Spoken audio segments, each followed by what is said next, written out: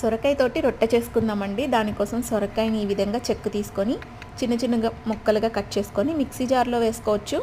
లేదంటే మనం గ్రేటెడ్ ఉంటుంది కదా, దానితోటి కూడా తురుముకోవచ్చు అనమాట. ఈ విధంగా మిక్సీ జార్లోకి తీసేసుకొని కరివేపాకు, ఒక 5 పచ్చిమిర్చి, ఒక చిన్న అల్లం ముక్కను చిన్న చిన్న ముక్కలుగా కట్ చేసి కొద్దిగా ఉప్పు వేసి మిక్సీ పట్టుకొని ఇది ఒక బౌల్లోకి తీసేసుకోండి.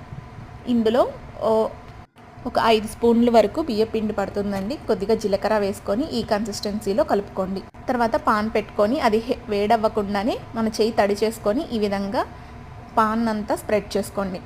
హోల్స్ పెట్టుకోండి, ఎందుకంటే ఆయిల్ వెళ్ళి కింద బాగా ఫ్రై అవుతుందన్నమాట.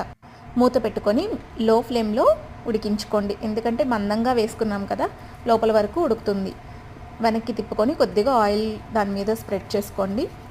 రెండు వైపులా బాగా కాల్చుకొని తీసుకోండి. అంతే, ఎంతో టేస్టీగా ఉంది